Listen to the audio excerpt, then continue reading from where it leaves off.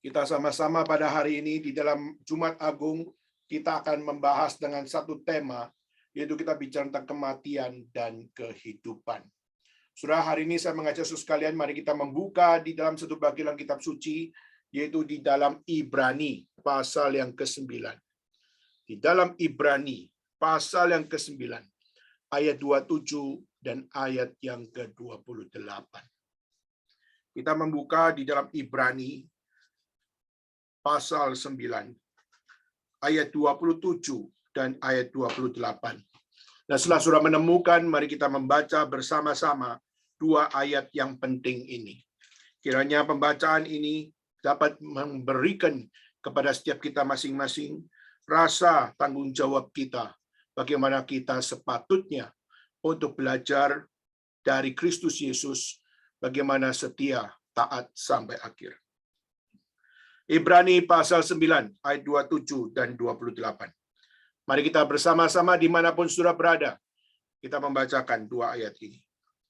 Dan sama seperti manusia ditetapkan untuk mati hanya satu kali saja, dan sesudah itu dihakimi. Demikian pula Kristus hanya satu kali saja mengorbankan dirinya untuk menanggung dosa banyak orang. Sesudah itu dia akan menyatakan dirinya sekali lagi tanpa menanggung dosa untuk menganugerahkan keselamatan kepada mereka yang menantikan dia. Sekian pembacaan firman Tuhan. Mari kita sekali lagi turun kepala, kita bersama-sama berdoa.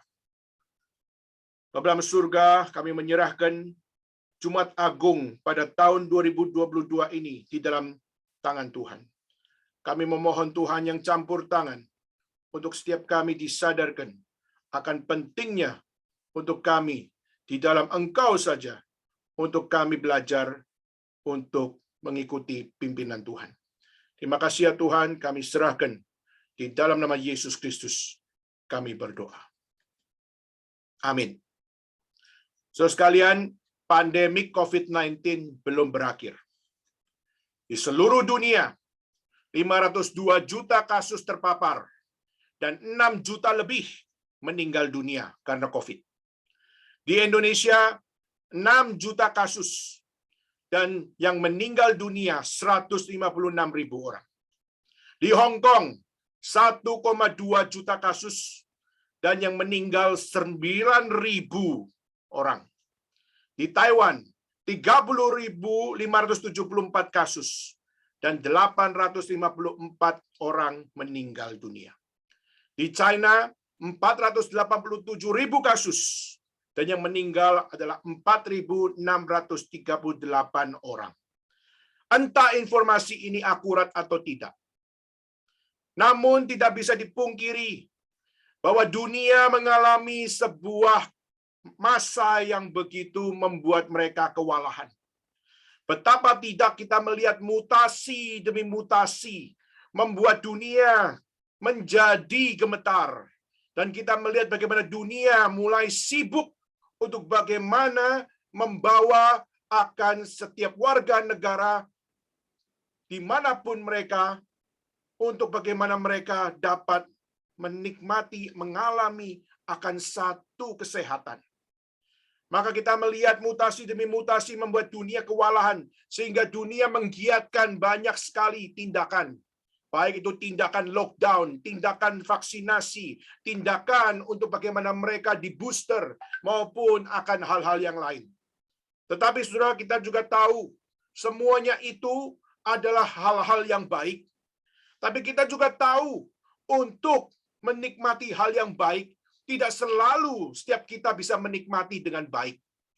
Pada saat kita sakit, kita tahu pengobatan itu adalah sesuatu yang berguna bagi kita, tapi kita juga tahu untuk diobati kita harus berkorban. Untuk apa? Untuk kita disuntik, atau kita makan obat, atau kita harus mengalami side effect daripada medicine yang kita terima. Begitu juga kita melihat banyak sekali bagaimana untuk memperkuat imunitas, kita dikasih obat ini, kita dikasih vitamin ini, dan kita dikasih akan satu bagian untuk supaya kita dapat memperkuat akan imun dalam diri kita masing-masing. Tidak heran jika dunia begitu kewalahan Karena sampai hari ini pun obat penangkal COVID-19 belum ada. Tetapi saudara, pada saat kita melihat pandemik yang selama 3 tahun terakhir ini terjadi, bagaimana kita belajar dari semua itu? Di saat hari ini saudara mungkin berasa di masa lockdown, di mana saudara mungkin stres, tidak bisa keluar dari rumah. Di saat saudara sudah terbiasa untuk saudara bisa menikmati segala fasilitas dengan cepat, tetapi sekarang semua menjadi lambat dan menjadi lamban. Dan kadang-kadang inilah yang membuat kita akhirnya melihat hidup menjadi begitu tertekan. Saudara, sampai hari ini kita melihat pandemik belum berakhir. Dan waktu pandemik belum berakhir, apa yang kita pelajari, saudara? Khusus dalam Jumat Agung ini, bagaimana kita melihat relevansi Jumat Agung, khususnya di dalam kehidupan kita sebagai orang percaya, khususnya saudara yang ada di Taiwan, di China, dan yang ada di Hong Kong. So sekalian, banyak hal yang kita bisa pelajari. Pandemik tidak beda bangsa, tidak membedakan ras, tidak membedakan usia, mau tua, mau muda, mau kaya, mau miskin. Agamanya apa? Tidak pandang bulu. Pandemik teralami oleh semua orang. Dan kita melihat banyak sekali kejadian-kejadian yang terjadi di saat pandemik dimulai. Yaitu adalah apa? Di saat kita melihat banyak orang meninggal dunia tanpa kata-kata perpisahan. Kita melihat banyak orang meninggal dunia tanpa memandang wajah korban yang terakhir kali setelah meninggal. Bahkan pandemik memberikan satu keadaan di mana kita sebagai keluarga tidak bisa mengantar sampai ke tempat pemakaman orang yang paling kita kasihi. Banyak keterhilangan anggota keluarga, usaha ekonomi mundur, bahkan hancur. Dan kita melihat pendidikan menjadi terganggu. Pelayanan gereja akhirnya juga terganggu, sehingga yang seharusnya menjadi on-site akhirnya menjadi online, dan akhirnya banyak dampak-dampak yang terjadi yang semua orang tahu. Di saat mereka mengikuti kebaktian secara online, banyak sekali distraction yang membuat mereka tidak takut kepada Tuhan. Banyak sekali akan online meeting. Justru semua tidak dengan hati yang cengsin, dengan hati yang lurus untuk mengikuti ibadah. Karena terlalu banyak kebebasan di rumah. Terlalu banyak kebebasan di tempat di mana saudara online dan sebagainya. So sekalian, pandemik, banyak hal yang kita bisa pelajari. Dan salah satunya juga adalah pandemik membuka mata kita sebagai orang Kristen bahwa kematian itu nyata. Kehidupan juga nyata. Dan kenyataan daripada kehidupan yaitu apa? Hidup itu cuma sebentar.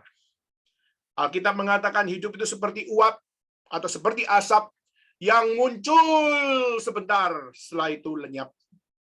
Nah, saudara, dan kita melihat orang berusaha untuk meyakinkan bahwa hidup itu bisa dipertahankan. Tapi kita akhirnya juga tahu, dokter, suster, setiap ahli-ahli klinik, mereka berusaha memakai segala cara. Tapi kita juga melihat kemampuan manusia juga ada batasnya. Maka saudara, kematian merupakan suatu realita yang tidak dapat ditolak. Cepat atau lambat, tua atau muda, dengan segala cara, mau dengan sakit, mau dengan kecelakaan, ataupun dengan usia tua. Kematian realita yang tidak dapat ditolak. Maka kita harus siap kapan saja. Kita harus siap di mana saja. Bukankah di China baru-baru ini, satu pesawat China Eastern dari Kunming ke Guangzhou. Saudara, saya paling sering naik pesawat itu. Dan pesawat itu jatuh berapa minggu yang lalu. Dan kita melihat dengan kejatuhan pesawat itu, bukankah ini juga menggetarkan kita? Bukankah kita selama ini banyak naik pesawat, tapi kita tidak pernah merasa khawatir? Kenapa? Karena kita percaya waktu kita naik pesawat itu, kita akan aman sampai kepada tempat berikutnya. Tetapi saudara, kita tidak pernah tahu kematian adalah suatu realita yang saudara tidak bisa tolak. Cepat atau lambat dia akan datang. Siap tidak siap, dia akan datang. Tapi pertanyaannya, waktu kematian adalah realita yang dapat ditolak. Sudah siapkah kita untuk kita mengalami kematian? Sudah banyak orang punya konsep kematian macam-macam. Tipe pertama, ada orang yang berusaha menghindari membicarakan hal-hal yang berbau kematian. Karena kalau ngomong kematian, itu akan menimbulkan kesialan katanya. Maka kalau misalnya kita bicara kematian, langsung ada orang mengatakan, jangan ngomong kematian. Kenapa? Nanti benar-benar terjadi gimana? Maka kalau ngomong kematian, maka sial. Kalau ngomong kematian, nanti bisa terjadi. Itulah kenapa banyak orang memakai akan angka 4. Di dalam bahasa Mandarin adalah se. Tetapi banyak kita melihat apartemen-apartemen. Angka 4 dilewati. 1, 2, 3, 5 langsung. Kenapa, Saudara? Karena mereka tidak berharap se itu terjadi. Atau kematian itu terjadi. Tapi apakah itu menjamin? Dengan huruf se tidak dimasukkan di situ. Apakah menjamin bahwa mereka tidak pernah mengalami kecelakaan? Jawabannya tidak. Banyak juga terjadi kecelakaan-kecelakaan lift. Itu adalah karena juga mereka sudah pakai cara, tidak pakai angka se, tapi akhirnya terjadilah se. Maka sudah banyak orang menghadapi kematian dengan tidak mau pikir, tidak mau ngomong, lompati saja kenyataan-kenyataan tersebut. Tipe pertama. Tipe kedua, di mana kita melihat ada orang yang mengatakan, ngapain sih takut mati? Kalau kita takut mati itu berarti kita belum mati. Maka kalau kita mati, kita sudah tidak punya ketakutan lagi. Kenapa? Karena kita sudah tidak perlu takut mati. Kenapa? Karena kita sudah mati. Karena kita sudah mati, sudah nggak bisa takut. Karena nggak bisa takut, ya sudah nggak perlu takut mati. Saudara, itu adalah ajaran daripada satu pemikiran seorang Greka namanya Epicurus. Di mana Epicurus mengajarkan, yaitu apa? Jangan takut dengan kematian. Kenapa? Karena hidup itu adalah satu kali, dan hidup itu kamu yang menentukan hidupmu itu baik atau hidupmu itu tidak baik. Maka asumsinya hidupmu itu adalah ditentukan oleh engkau. Kalau kamu mau bikin hidup kamu itu pleasurable, be pleasure. Kalau kamu mau bikin hidupmu more pressurable, ya sudah be pressure. Maka Saudara, kalau kita melihat konsep itu sebenarnya adalah konsep yang secara asumsi itu adalah dimulai dari ketidakpercayaan tentang Tuhan yang campur tangan di dalam kehidupan manusia. Maka Saudara, kita melihat banyak orang mengatakan, jangan ngomong kematian. Tapi yang satu orang bilang apa? Sudah, tidak usah anggap apa itu kematian. Maka ini dua konsep yang berkembang secara kehidupan manusia. Tapi pertanyaan bagaimana dengan orang Kristen, saudara sekalian? Orang Kristen percaya bagaimana? Nah, saudara kalau melihat di dalam kitab suci, iman Kristen melihat kematian itu adalah sesuatu yang abnormal. Kematian adalah sesuatu yang buruk luar biasa. Contohnya, saudara, kita melihat di dalam kitab suci itu adalah di saat Lazarus mati atau Lazarus meninggal. Di dalam kitab suci, waktu Lazarus meninggal, dikatakan di situ bahwa Yesus menangis di situ. Ngapain Yesus menangis? Bukankah dia adalah Tuhan? Bukankah dia adalah manusia yang tidak berdosa? Lalu pada saat dia melihat Lazarus, saudara daripada Marta dan Maria, kenapa ditulis di situ Yesus menangis? Di dalam bahasa Yunani dimengerti sebagai sebuah kesedihan bercampur dengan kemarahan. Di dalam bahasa Yunani digambarkan Yesus menangis di dalam kesedihan bercampur dengan kemarahan terhadap kondisi manusia yang sebenarnya bukan diperkenan sama Tuhan. Tuhan maunya manusia itu suci, tapi manusia memilih untuk berdosa. Dan di satu sisi Tuhan Maha Tahu, tapi Tuhan juga mengizinkan semua itu terjadi. Dan kita melihat Yesus melihat Lazarus. Dan Yesus pada saat melihat Lazarus, dia adalah orang berdosa. Dia adalah orang yang kenal Tuhan. Dan dia adalah orang yang sudah memiliki akan satu anugerah, yaitu apa? Mereka Lazarus mendengar akan Injil Tuhan. Nah, saudara, Allah menciptakan manusia sebelum manusia dalam dosa. Untuk apa? Saudara, manusia dicipta menurut gambar dan rupa Tuhan. Untuk apa? Saudara, kita percaya Allah menciptakan manusia supaya manusia hidup di dalam persekutuan, di dalam rahmat Tuhan yang limpah, dan hidup bahagia di dalam Tuhan. Hidup penuh sukacita di dalam kebenarannya, di dalam Kristus. Tapi kita tahu dosa manusia yang menjadi realita yang dilakukan oleh manusia. Sehingga kematian datang, sehingga kematian ada, sehingga kematian menjadi sesuatu yang relevan di dalam hidup manusia. Maka saudara, apa sih pengertian kematian di dalam diri orang percaya? Bagaimana saudara dan saya punya konsep tentang kematian? Saudara, kematian harus dimengerti di dalam 3 rangkap arti. Pertama, kematian adalah kematian secara fisik. Kedua, kematian adalah kematian secara rohani. Ketiga, kematian bicara tentang kematian kekal. Apa arti ketiga hal ini? Saudara, sejak manusia dalam dosa, akhirnya hubungannya dengan Tuhan terputus. Dan kita melihat dia dikuasai oleh iblis. Sehingga dia mengalami mati secara rohani. Dan waktu dia mati secara rohani karena hubungannya dengan Tuhan terputus. Sehingga itu membuat manusia yang dipenuhi oleh dosa dengan segala permasalahannya. Sehingga dosa menghancurkan hidupnya. Sehingga manusia mengalami upahnya. Yaitu upah dosa adalah maut. Dan ketika kematian fisik tiba, berarti habis semua kesempatan untuk dipulihkan. Habis kesempatan untuk bertobat. Habis kesempatan untuk dilepaskan dari hukuman dosa. Dan habis kesempatan untuk diselamatkan. Dan ketika kita mati secara rohani, lalu kita mati secara fisik. Dan ketika kita sudah mati secara fisik, mati secara rohani, maka kondisi dalam dosa itulah yang akan kita bawa sampai kekekalan. Kita mati kekal. Dan kita kehilangan Allah. Kita kehilangan kemuliaan Allah. Kita kehilangan apa yang menjadi inti daripada hidup manusia, yaitu adalah kita dikasih oleh Allah. Nah, saudara, inilah yang harus kita takuti. Hari ini kita takut sama kematian fisik, tapi kita nggak takut dengan kematian rohani.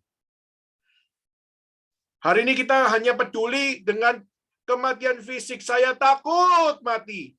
Tapi kita lupa kematian yang paling bahaya itu adalah kematian kekal. Kematian kekal yaitu kita di dalam keadaan celaka, dikuasai oleh dosa, dan kita tidak beroleh keselamatan. Saudara, ini adalah sesuatu dalil yang setiap kita harus pikir baik-baik. Hidup kita hanya satu kali. Dan hidup yang satu kali itu, ingat, engkau adalah manusia yang sudah jatuh di dalam dosa. Dan semua yang terjadi dalam hidup saudara dan saya, dosa yang ada pada diri kita semua, itu mengikat kita. Maka karena dosa mengikat kita, kita tidak mungkin bisa menjadi orang yang terselamatkan jika bukan Tuhan yang menyelamatkan. Maka saudara, kalau bukan anugerah Tuhan, kita tidak mungkin bisa diterima oleh Tuhan. Kalau kita tidak diberikan anugerah keselamatan oleh Tuhan, kita tidak mungkin dapat dibenarkan oleh iman.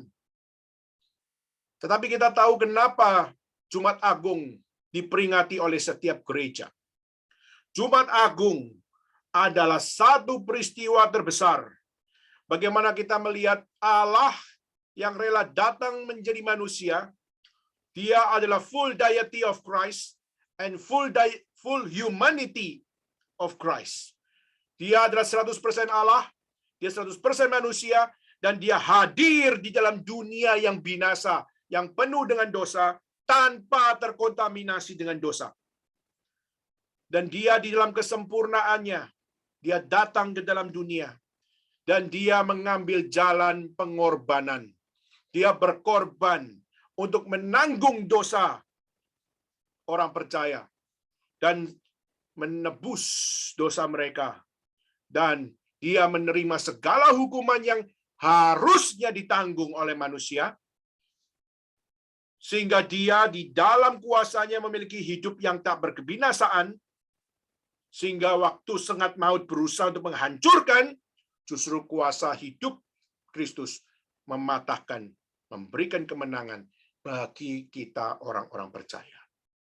Sehingga dia bangkit dari tubuh kemuliaan yang diberikan, sehingga kita beroleh sebagai yang sulung untuk kita dapat memperoleh kebangkitan di antara orang mati. Sehingga kita dapat memiliki kepercayaan di dalam Dia, bahwa satu-satunya pengharapan hanyalah Dia. Maka saudara, kematian Kristus, Allah yang rela datang dalam diri manusia, adalah kematian yang satu-satunya sudah, perhatikan kata ini, sudah menghancurkan kuasa setan dan dosa secara sempurna. Sehingga waktu kita hidup dalam dunia ini, mungkin kita masih melihat seakan-akan, kenapa kok kelihatannya iblis menang? Tetapi saudara, justru di dalam karya keselamatan Kristus, Kristus sudah menghancurkan kuasa setan. Kristus sudah mengalahkan dosa secara sempurna. Tetapi di dalam dunia ini, not yet kita melihatnya. Tetapi semuanya sudah already dikerjakan oleh Tuhan Allah. Maka sengatnya sudah dipatahkan, dan hidup kita yang sementara ini, yang satu hari nanti kita akan mati, dan pada saat kita akan mati, satu saat nanti kita akan dibangkitkan.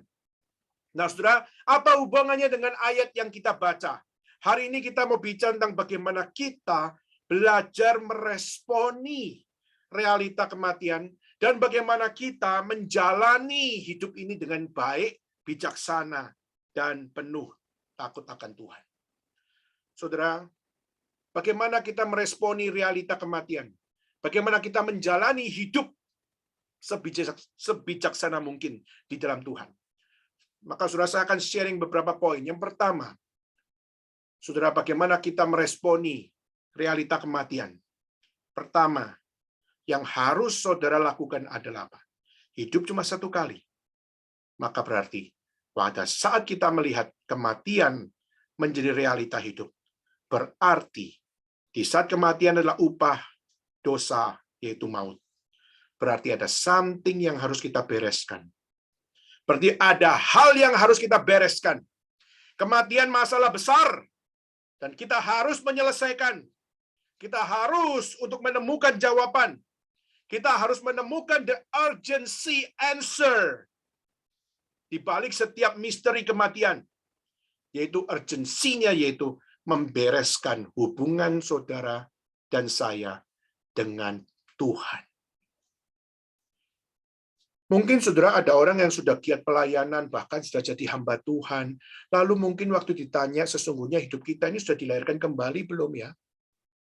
Paulus waktu ditanya, dia mengatakan, aku mengawasi diriku, supaya jangan sampai setelah aku melayani Tuhan, orang diselamatin, aku sendiri ditolak. Saudara, orang reform harusnya menjaga antara jaminan keselamatan yang diberikan oleh Tuhan, bukan di dalam sebuah arogansi, tapi harus kita jaga bagaimana jaminan keselamatan itu dibawa dalam pengertian dengan sikap rendah hati, di mana kita perlu mengevaluasi diri. Kenapa saya diselamatkan? Kenapa saya dijadikan kaum pilihan Tuhan? Kenapa Tuhan mau mati buat saya? Kenapa Tuhan mau memberikan akan keselamatan itu? Saudara, satu sisi kita menerima akan anugerah, bagaimana Tuhan menjamin keselamatan kita. Kita harus memuji nama Tuhan dengan setia. Namun, tapi bukan berarti kita akhirnya, puji Tuhan saya sudah diselamatin. Maka kita nggak peduli dengan orang lain mau diselamatin atau tidak. Kita hanya peduli dengan diri kita sendiri. Kita peduli dengan teman kita sendiri. Kita peduli dengan keluarga kita sendiri. Tapi kita nggak peduli dengan mereka, orang lain. Maka sikap rendah hati yang mau mengevaluasi diri penting dan perlu ada, yaitu bagaimana hubungan saya dengan Tuhan adalah satu hubungan yang urgency, yang sangat urgent, harus untuk apa? Untuk dibangun di dalam kebenaran, dibangun di dalam kesucian, dibangun di dalam kehendak Tuhan. Maka saudara, kita kelak pasti akan mati. Tapi pada saat kematian itu tiba, sudahkah engkau memiliki relasi yang benar dengan Tuhan Allah? Sudah kembali takluk di hadapan Tuhan Allah, dan sudah memiliki sebuah kesadaran bahwa hidup saya tanpa Tuhan adalah maut, maka sudahkah saya bertobat dan menerima Dia? Respon ini must be our urgent answer for us, untuk kita. Kedua, hidup hanya satu kali, saudara. Dan karena hidup hanya satu kali, Tuhan mau kita ngapain, saudara? Tuhan mau kita ngapain di saat kita dikasih hidup satu kali? Surah Alkitab mengajarkan kepada kita bagaimana waktu kamu dipercayakan hidup yang cuma satu kali itu, kamu harus melakukan perkara-perkara besar bagi dunia ini. Kamu harus melakukan perkara-perkara yang dipercayakan Tuhan. Perkara yang dikerjakan oleh Tuhan berarti perkara besar. Meskipun mungkin di hadapan bagi kita itu mungkin satu perkara kecil. Tapi di dalam pekerjaan Tuhan tidak ada yang namanya perkara kecil. Di dalam Tuhan semua perkara adalah perkara besar. Kenapa? Karena Tuhan yang bekerja. Seorang bernama C.S. Lewis, dia mengatakan apa, saudara? Kalau saudara membaca, saya akan bacakan. Jika Anda membaca sejarah, maka Anda akan mendapati bahwa orang-orang yang berbuat paling banyak bagi dunia ini adalah mereka yang paling banyak berpikir mengenai dunia yang akan datang. Mereka semua telah meninggalkan jejak mereka di dalam dunia ini, karena pemikiran mereka diisi oleh surga. Justru karena orang Kristen pada umumnya tidak lagi berpikir tentang dunia yang akan datang, maka mereka tidak menjadi efektif dan tidak lagi berguna di dunia ini. Saudara, kalimat dari C.S. Lewis mau mengatakan bahwa apa? Ingat, saudara, orang-orang yang menjadi pahlawan iman, mereka semua banyak penyakitnya, mereka punya kelemahannya, mereka punya hambatannya. Tapi kenapa mereka bisa melakukan perkara-perkara yang begitu besar? Bukan karena kehebatan mereka. Tapi mereka kenapa bisa melakukannya adalah karena ada panggilan surgawi yang hadir bagi mereka. Jadi mereka nggak bisa diam sekalipun ada halangan. Mereka nggak bisa diam di saat segala sesuatu itu harus dilakukan. Nah, ini paradoks dan juga sekaligus adalah ironis, saudara. Kenapa? Karena banyak orang yang hari ini punya kesehatan yang luar biasa, mereka punya banyak kesempatan, mereka punya waktu yang begitu panjang, tapi hidup mereka sia-sia. Dan mereka menyesal waktu tua. Dalam Filipi pasal 3:14 dan ayat 20-21, Paulus mengatakan, aku melupakan apa yang telah di belakangku, mengarahkan diri kepada apa yang ada di hadapanku, dan berlari-lari kepada tujuan. Untuk apa? Memperoleh hadiah, yaitu panggilan surgawi dari Allah dalam Kristus Yesus. Dia tidak mau menyesal di dalam hidup. Dia tidak mau menyesal di dalam setiap pilihan-pilihan yang dia lakukan. Saudara, hidup hanya satu kali. Kamu memilih untuk sia-sia? Atau kamu hidup satu kali? Kamu mau melakukan apa yang Tuhan mau kita kerjakan sesuai panggilan yang Tuhan berikan. Maka respon kita haruslah minta Tuhan menggerakkan kita sesuai panggilannya, sehingga kita dapat melihat hidup bukan sia-sia. Hidup adalah sebuah kemenangan di dalam Dia. Ketiga, bagaimana meresponi kematian? Hidup hanya satu kali, saudara. Maka waktu kita tahu hidup hanya satu kali, maka yang perlu ada yaitu apa? Kesadaran Kesadaran apa? Kesadaran bahwa setelah mati kita cuma ada dua pilihan. Setelah mati kita akan memperoleh hadiah dari Tuhan, memperoleh pahala dari Tuhan, menerima mahkota dari Tuhan, atau kita menerima murka Tuhan. Surah ini memberikan kepada kita di dalam kehidupan moral itu apa yang namanya responsibility.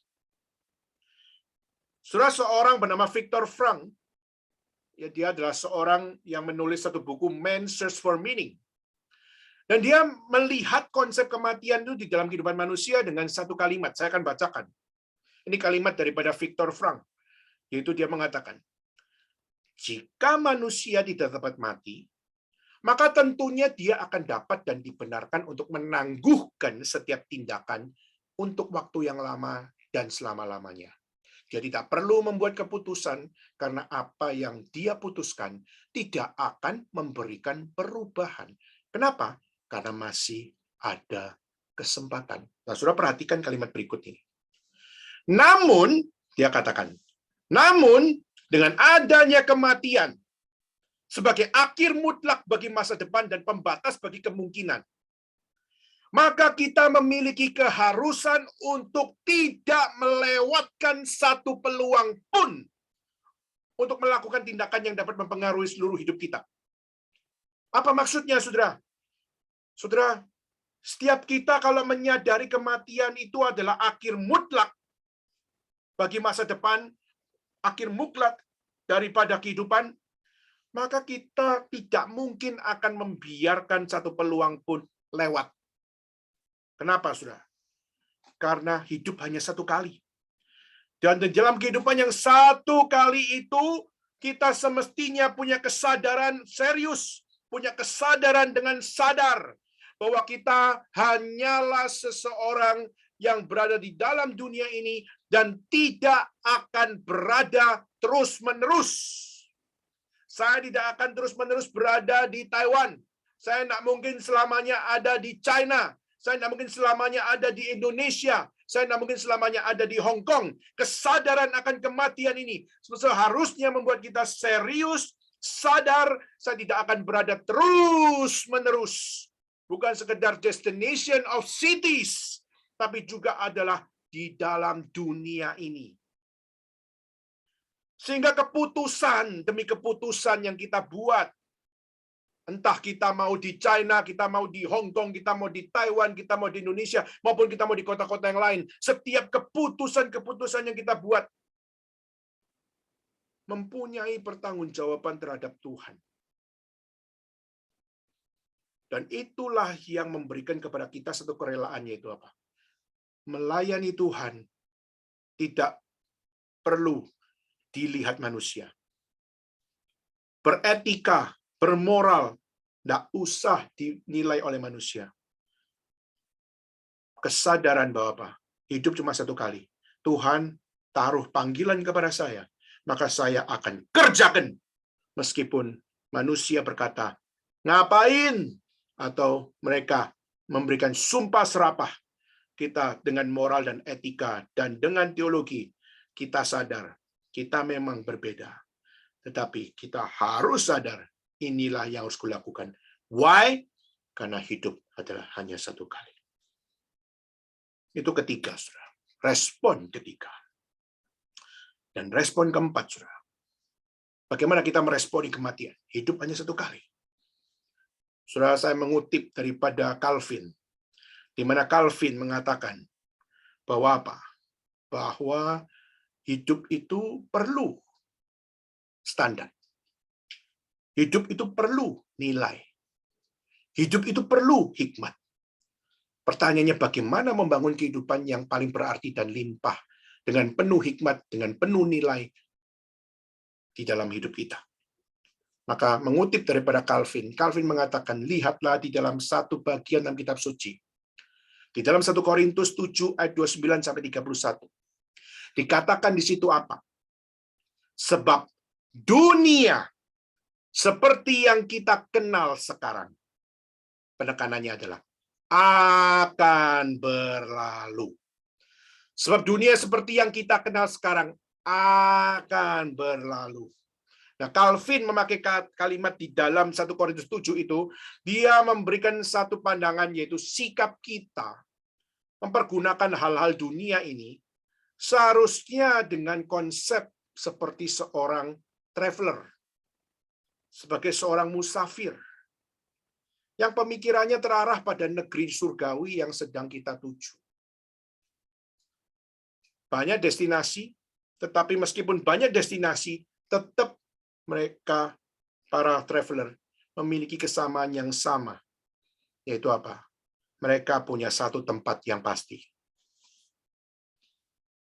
Maka, saudara, kita di saat menjadi seorang traveler, kita menjadi orang yang punya sikap untuk apa? Rela untuk menjalani sebuah perjalanan yang melelahkan. Rela untuk melakukan tindakan-tindakan yang mungkin orang mengatakan tidak ada gunanya. Dan melakukan segala hal yang mungkin dianggap itu bukan kenikmatan. Itu mungkin sesuatu beban. Tapi justru itu adalah persembahan kepada Tuhan.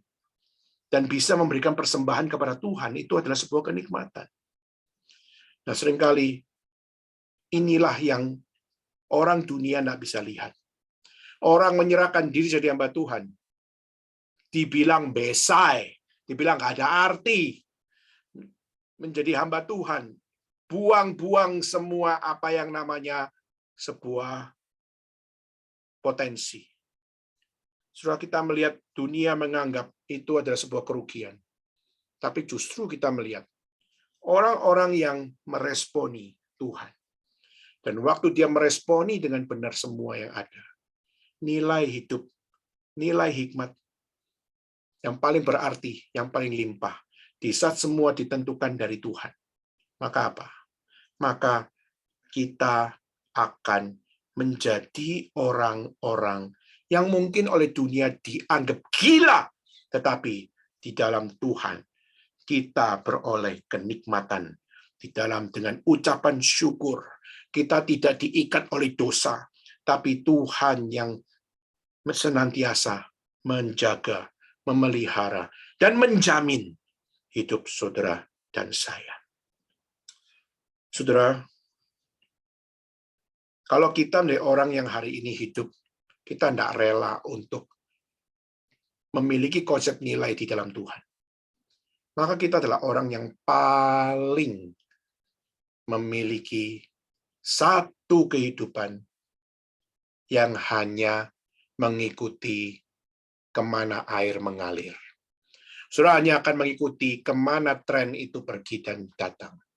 Dan bagaimana engkau hanya menjadi budak, bukan budak Tuhan, tapi menjadi budak daripada dunia ini. Saudara, konsep nilai penting. Dan Alkitab menyatakan, hanya Tuhanlah yang berfirman, dialah yang memberikan konsep nilai. Hidupmu cuma satu kali, konsep nilaimu ada di mana. Sama-sama melihat satu barang, tapi yang satu mengatakan ini barang fana, tapi yang satu mengatakan ini barang berharga. Pertanyaannya, yang mana yang di dalam Tuhan katakan ini fana? Yang mana di dalam Tuhan katakan ini berharga? Itulah yang dikatakan oleh Tuhan adalah kebenaran. Dan terakhir, saudara, hidup hanya satu kali. Dan bagaimana kita meresponi semua itu? Saudara, hidup hanya satu kali, maka untuk kita bisa sampai kepada kehidupan yang dipimpin oleh Tuhan, butuh kesabaran menunggu waktu Tuhan. Kita tahu pemikiran rohani akan menolong kita, mengangkat kita, dan memberikan direction kepada kita untuk mengatasi setiap kehidupan yang nggak mudah di dunia ini. Butuh kekuatan untuk kita bisa menjalani semua. Tetapi juga Tuhan mengajarkan hidup hanya satu kali. Bersabar. Bersabar dalam kehidupan dunia ini. Sampai tiba waktunya Tuhan Allah membawa kita kembali kepada Dia. Jangan memutus di tengah jalan. Berapa banyak manusia memilih kematian secara instan. Berapa banyak kita melihat orang bunuh diri? Mereka nggak sanggup dengan kehidupan dunia ini. Makanya mereka mengambil keputusan, yaitu aku mau bunuh diri. Aku mau cut off my life. Dan waktu kita melihat orang-orang berusaha untuk cut off their life, saudara, mereka justru bukan masuk surga. Mereka justru masuk ke dalam neraka. Nah, waktu kita melihat realita itu ada. Berarti dalam dunia ini kita akan selalu berada di dalam masa-masa yang tidak pernah terselesaikan. Ya, kita dalam dunia ini kita masih nggak bisa punya jawaban atas setiap apa yang kita tanyakan, atas semua yang kita hidupi. Ya, tetapi saudara, bukan berarti saudara nggak punya kekuatan untuk bersabar. Kekuatan untuk menunggu waktu Tuhan. Ingat saudara, waktu bangsa Israel disuruh putar-putar di padang gurun 40 tahun. Bagi mereka bukan 40 tahun, bagi mereka itu seperti selama-lamanya.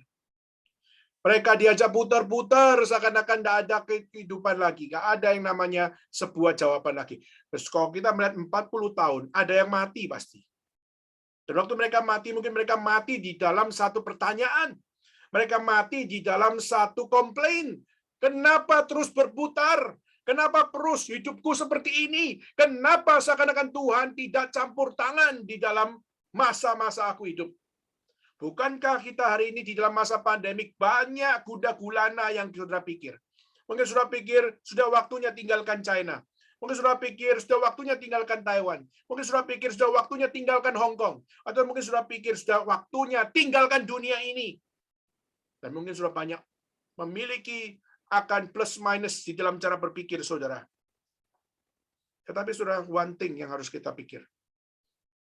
Tuhan tidak akan meninggalkan engkau dan tidak akan pernah melepaskan engkau. Kekuatan masih diberikan bagimu. Bersabar dalam kehidupan dunia ini. Jangan ambil jalan pintas. Jangan ambil decision yang tidak sesuai nilai yang Tuhan tetapkan. Sampai waktu Tuhan tiba, bagaimana engkau taat sampai akhir. Maka di dalam dunia ini, saudara, banyak orang yang susah dan banyak orang punya masalah. Tidak terkecuali banyak mereka yang punya materi begitu banyak pun. Mereka juga punya sebuah problem dalam dirinya. Tapi saudara, ada materi, tidak ada materi, itu bukan isunya. Tapi isunya, adakah anugerah keselamatan pada diri mereka? Tidak peduli punya materi atau tidak punya materi. Maka orang yang nggak punya konsep tentang kematian dengan benar, orang tersebut pasti nggak siap untuk hidup. Nggak kuat untuk hidup. Bahkan tidak tahan untuk hidup. Sekali lagi, saudara. Orang yang nggak punya konsep kematian dengan benar, orang tersebut nggak siap untuk hidup dengan benar. Maka dengan pemahaman tentang realita, hidup itu fana. Maka kita harus cari makna kehidupan. Dan makna kehidupan harus diberikan dari Tuhan. Maka dengan harapan yang Tuhan berikan itu, maka kita baru bisa punya standar. Kita punya nilai. Dan dengan nilai itu, kita mulai hidup dengan satu kesanggupan yang hanya diberikan dari Tuhan. Dan mungkin untuk menghidupi kesanggupan itu, saudara mungkin harus menunggu waktu Tuhan dengan begitu panjangnya.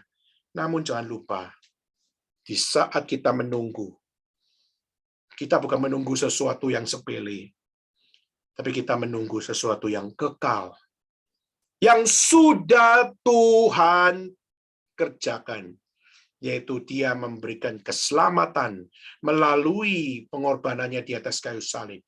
Dia mati bagi saudara dan saya, menebus dosa kita semua, sehingga orang-orang percaya beroleh anugerah keselamatan, sehingga hidup kekal sudah dinyatakan di dalam Kristus Yesus. Tinggal tunggu waktu kapan itu semua akan terjadi, yaitu kita kembali kepada Tuhan di dalam Dia. Maka melalui Jumat Agung pada malam hari ini, ingatlah saudara, kematian harus dimengerti dengan benar. Karena tanpa mengerti kematian dengan benar, kau tidak mungkin mengerti kehidupan yang benar. Maukah saudara punya hidup yang benar? Maukah saudara memiliki akan satu perjuangan hidup yang benar? Kenalilah arti kematian dengan benar. Dan Yesus, kenapa dia mau mati bagi orang pilihannya? Karena dia membawa akan satu message. Karena Tuhan mengasihi mereka. Dan karena Tuhan mengasihi mereka, Tuhan menyatakan, menumpahkan kasih-Nya melalui Kristus Yesus, satu-satunya anak, dan memberikan pengharapan supaya setiap mereka beroleh hidup kekal di dalam waktunya, sehingga semua akan menikmati kekekalan yang sejati. Kematian yang benar, kehidupan yang benar, kekekalan yang sejati. Kiranya Tuhan memberkati kita semua. Mari kita pakai berdiri bersama-sama. Dan mari kita bersama-sama berdoa.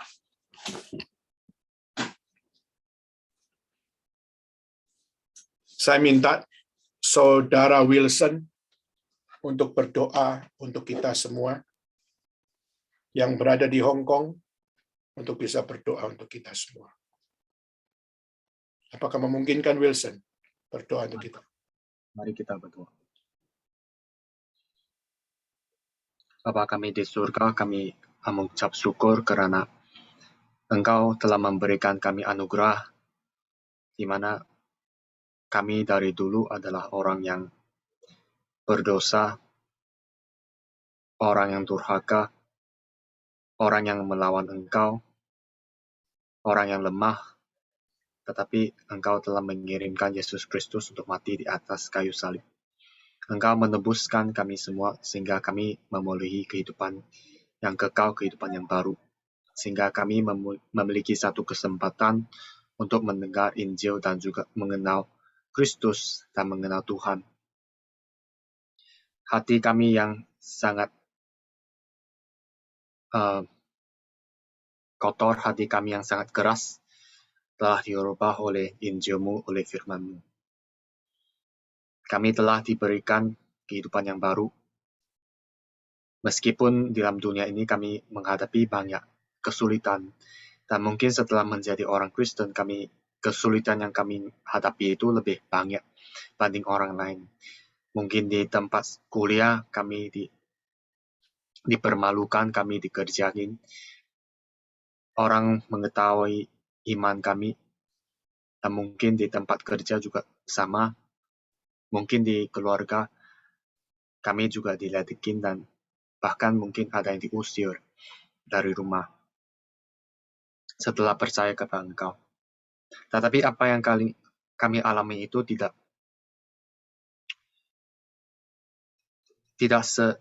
sebanding dengan apa yang Engkau dengan secara inisiatif datang ke dalam dunia ini untuk menanggung dosa kami. Biarlah kami mengetahui bahwa hidup kami telah ditebus, dan dengan itu kami harus juga menebus waktu yang Engkau berikan kepada kami. Sehingga kami hidup bukan untuk sendiri, tetapi untuk Engkau. Biarlah kami belajar untuk mempersembahkan diri kami semua dalam tangan-Mu menjadi persembahan yang Engkau sengani, satu persembahan yang diterima oleh Engkau. Kami memohon kepada Engkau sehingga pemikiran kami itu dapat dirubah, hati kami itu dapat dirubah 180 derajat, tiap hari diperbarui, sehingga kami dapat mengetahui isi hati-Mu dalam kehidupan kami, isi hati-Mu, kehendak-Mu yang baik, kehendak-Mu yang sempurna, sehingga kami juga belajar untuk taat, untuk melakukan kehendak-Mu dalam kehidupan kami, bukan untuk memuliakan diri sendiri, bukan untuk mencari keuntungan untuk diri sendiri, tetapi melayani Engkau dengan hati yang bersungguh-sungguh. Di setiap bidang dalam dunia ini, biarlah kami menjadi satu instrumen untuk memaparkan kemuliaan-Mu dan untuk memperlihatkan kepada orang di dalam dunia ini bahwa Engkau adalah yang preeminent dalam setiap bidang. Dan biarlah kami juga taat kepada Engkau, bukan memuliakan diri sendiri, tetapi memuliakan Engkau. Di segala hal yang kami lakukan, biarlah kami lakukan untuk Engkau. Bukan dengan kekuatan diri sendiri, tetapi dengan iman dan bersandar kepada anugerah-Mu ya Tuhan. Sehingga dalam segala pelayanan, bukan yang pekerjaan yang kami lihat, tetapi kami belajar untuk menikmati keberadaan-Mu, belajar untuk menikmati, untuk melihat bahwa Engkau sendiri yang mengerjakan segala sesuatu.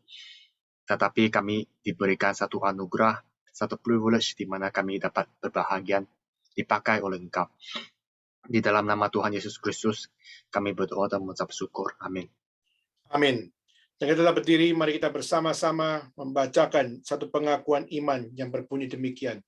Aku percaya kepada Allah, Bapa yang Maha Kuasa, Kait langit dan bumi, dan kepada Yesus Kristus, Anak yang tunggal Tuhan kita, yang dikandung dari Roh Kudus, lahir dari anak darah Maria, yang tidak sengsara dan perintahan Pontius Pilatus, disalibkan, mati dan kuburkan, turun dalam kerajaan maut. Pada hari yang ketiga, bangkit pula dari antara orang mati, naik ke surga, duduk dengan Allah, Bapa yang Maha Kuasa. Dan dari sana ia akan datang untuk menghakimi orang yang hidup dan yang mati. Aku percaya kepada Roh Kudus, gereja yang kudus dan am, persekutuan orang kudus, pengampunan dosa, kebangkitan tubuh, dan hidup yang kekal. Amin. Silakan duduk sekalian. Dan kita akan masuk di dalam persembahan.